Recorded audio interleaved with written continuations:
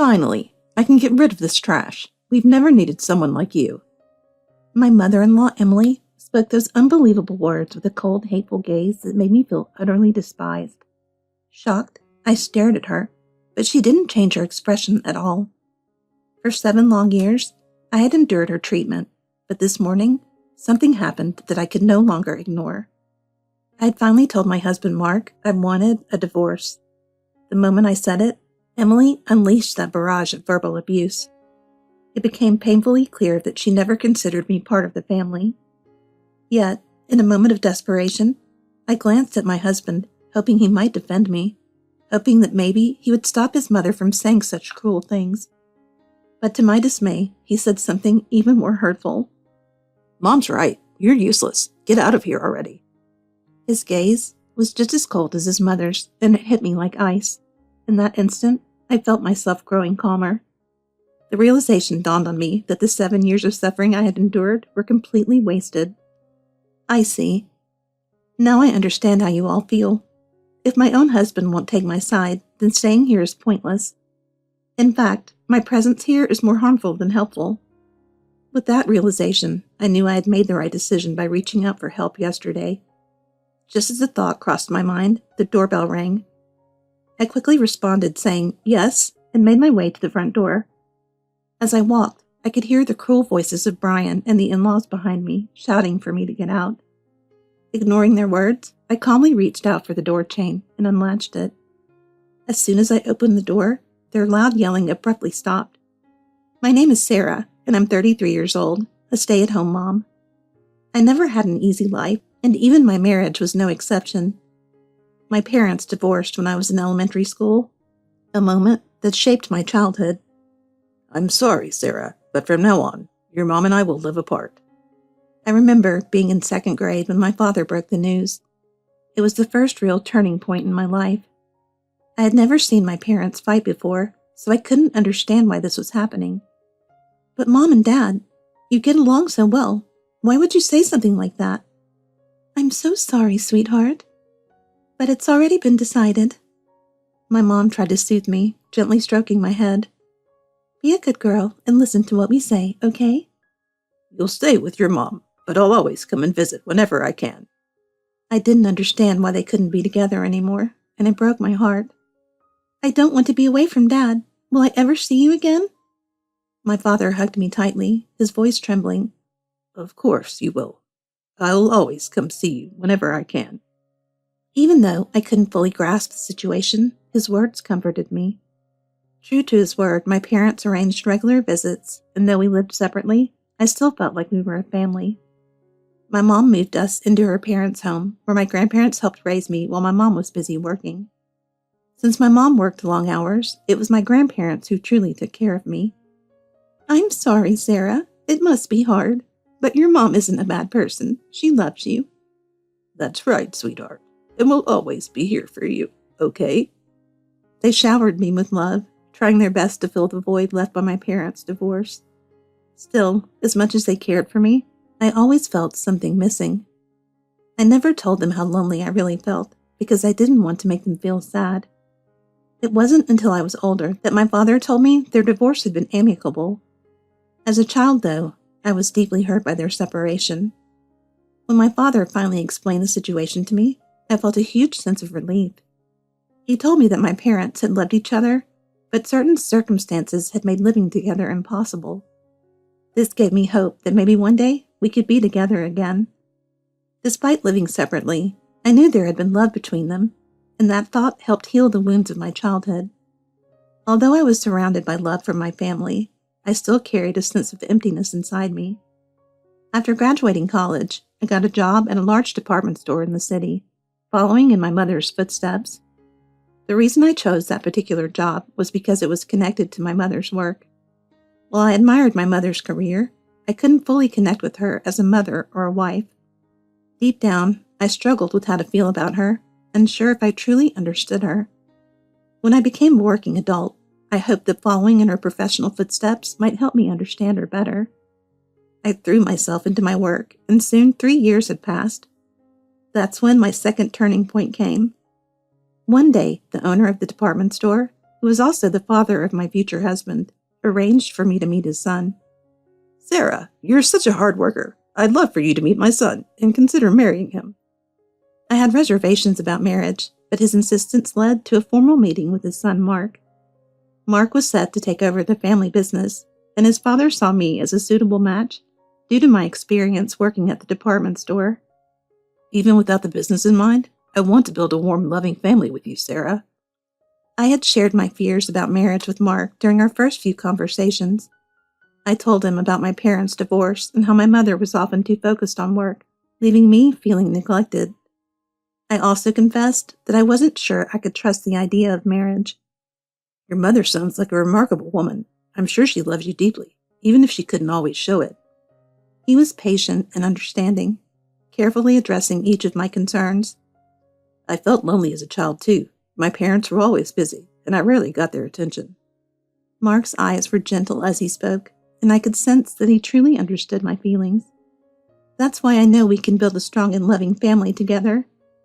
His sincerity touched me, and I started to believe in him.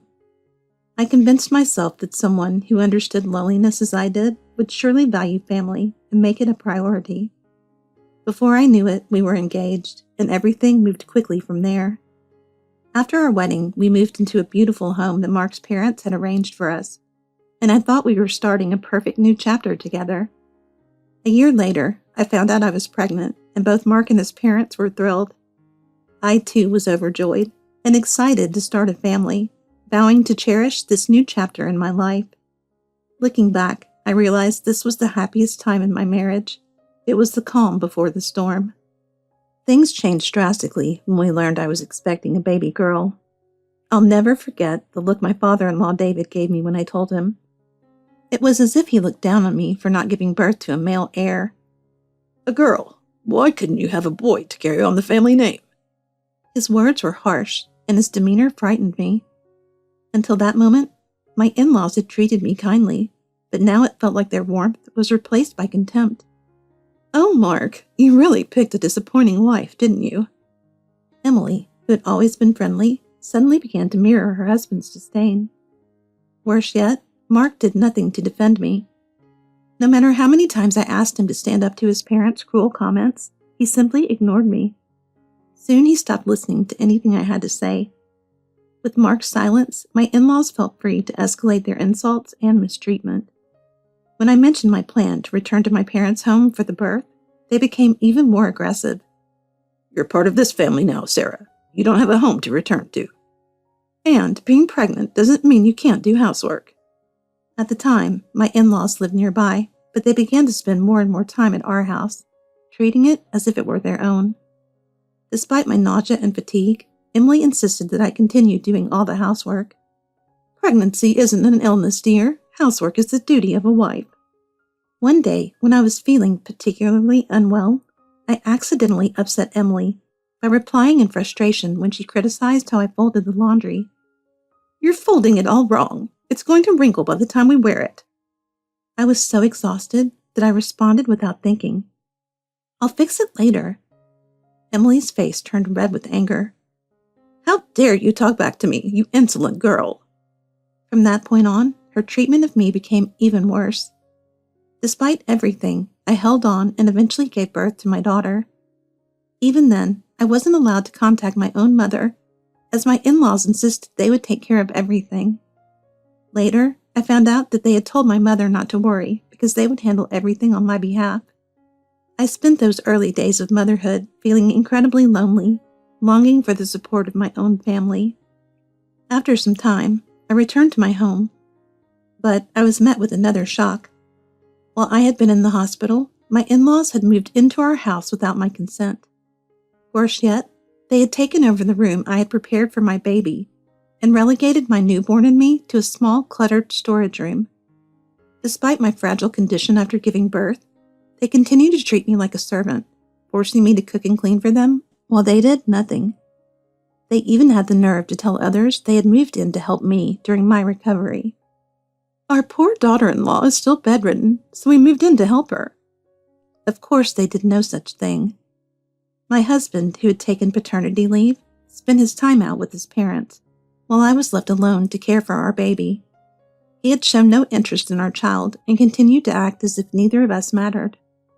On weekends, he often stayed out all night, and I began to suspect that there was more to his behavior than just a lack of interest in our family. Though I had no concrete proof, a growing sense of unease took hold of me. The thought of divorce crossed my mind, but I quickly pushed it away. Despite everything, I didn't want my daughter to experience the same loneliness I had growing up. At the time, I believed that if I could endure the hardship, it would be enough to protect my daughter. But I was wrong, as I would soon come to realize. My in-laws were very concerned with appearances and treated me and my daughter well in front of others, giving the illusion of a perfect family.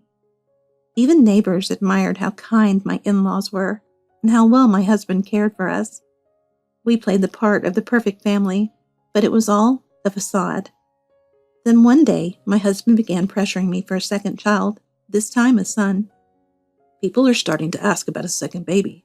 We need a son for the family name, so we better get on it. He constantly pushed me to get pregnant again, despite the fact that I was exhausted and struggling with the stress of raising our daughter. His parents also began to berate me, claiming I was a failure for not producing a male heir. You can't even give us a son or do the housework properly. Why did we even bother letting you marry Mark? You really are a disappointment. Despite everything, I tried my best to care for our daughter and shield her from the hostility around us. By the time my daughter turned 7, my in-laws and husband had all but ignored her. She had become scared of them, and I could see the fear in her eyes whenever they raised their voices. I did everything I could to shower her with love and protect her from the toxicity of our household. Then one day, something happened that finally made me wake up and decide that I couldn't live this way anymore. Emily did something unforgivable. She tried to harm my daughter. I was in the kitchen preparing breakfast when I suddenly heard my daughter's cries coming from upstairs. It was unusual because she almost never went up to the second floor, so I rushed to see what was going on.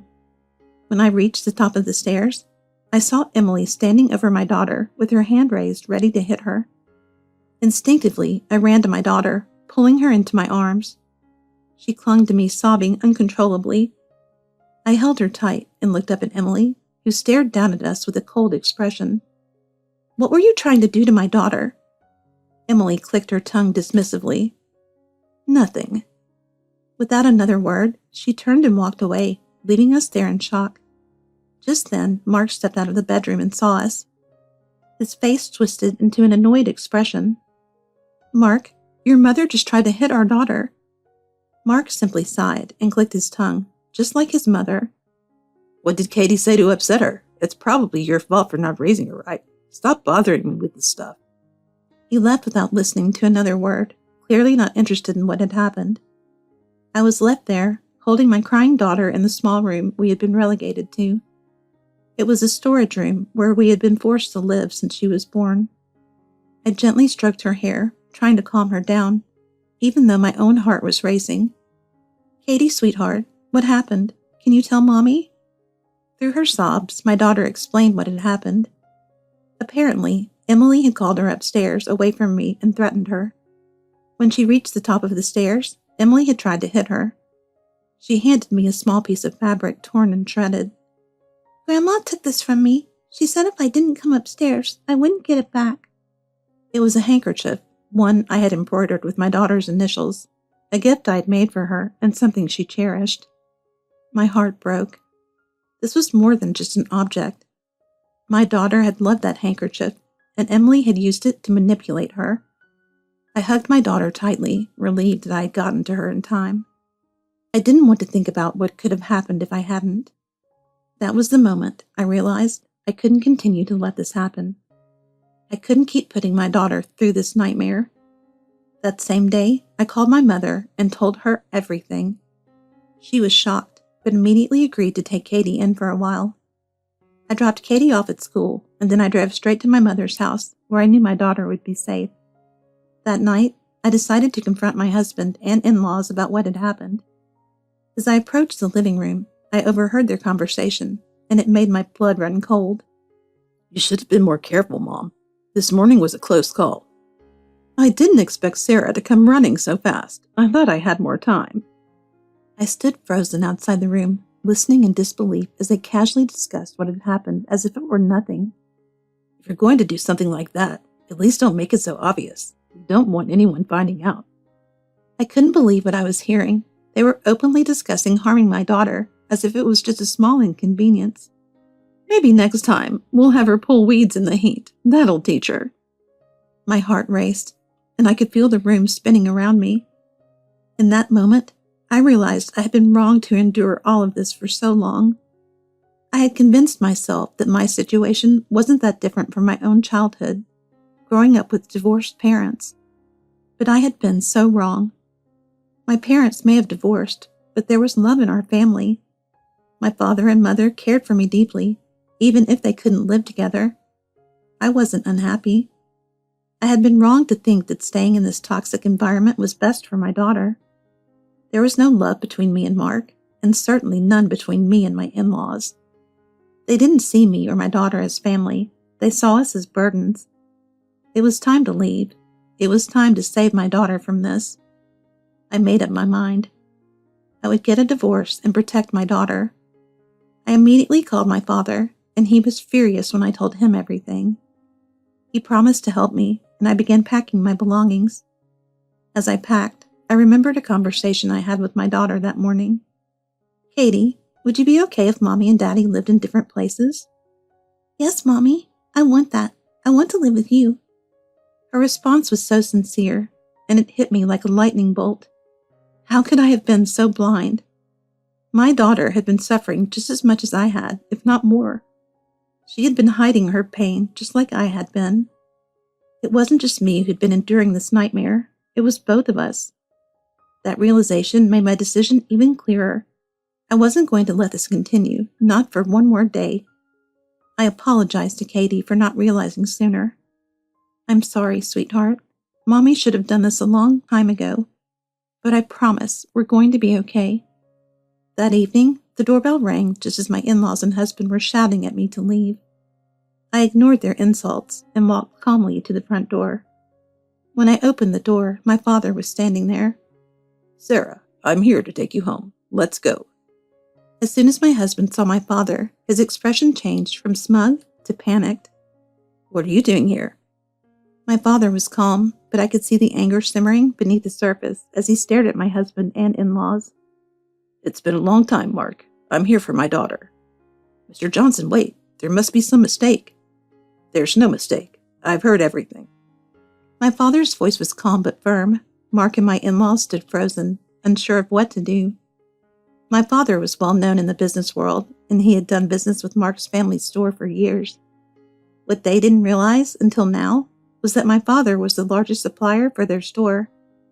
They had always looked down on me because I came from a divorced family, but they had never bothered to find out who my father really was. Now they were about to understand. "It's unfortunate, but given the circumstances, I'll have to reconsider doing business with you moving forward." Mark and his parents' faces went pale. They knew what that meant.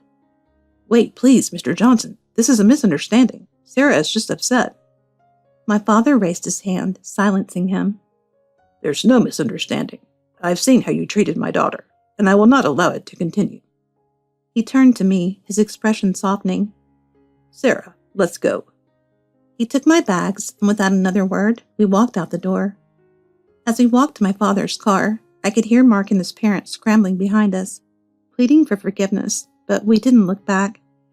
We got in the car and drove away, leaving that life behind. When we arrived at my parents' house, my mother was waiting with open arms. She hugged me tightly, tears in her eyes. "I'm so sorry, Sarah. I should have been there for you sooner." "No, Mom. I'm sorry. I should have come to you for help a long time ago."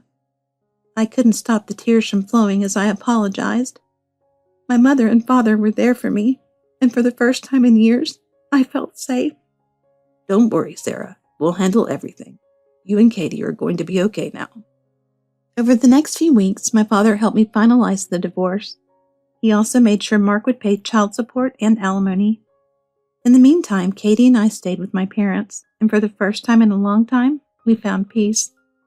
Katie started a new school, and she quickly adjusted, making new friends. She was smiling and laughing again, something I hadn't seen in far too long. But, just as we were settling into our new life, Mark tried to cause trouble again. One day, I got a call from Katie's school. A man had showed up claiming to be her father, demanding to take her home. We didn't let him see her, but we thought you should know. Katie was really upset when we told her. I knew it was Mark. He had already lost the house and was clearly struggling after my father cut off all ties with his family store. I rushed to the school, and when I got there, I barely recognized the man waiting in the office. It was Mark, but he looked completely different. Unkempt, with disheveled hair and worn-out clothes. He looked like he hadn't slept in days. Sarah, we need to talk. What are you doing here? You have no right to be near Katie. Mark's face twisted into a desperate look, and he stepped closer to me. My parents' store went under after your father cut us off. We lost everything. I stayed silent, waiting for him to continue. We need to get back together, Sarah. For Katie's sake. I'll fix everything, I promise. I could see right through him. He didn't care about me or Katie. He only cared about getting his comfortable life back. But there was no going back, not after everything that had happened. We're not getting back together, Mark. It's over. His face contorted with anger. You're making a mistake. You need me. You've always needed me.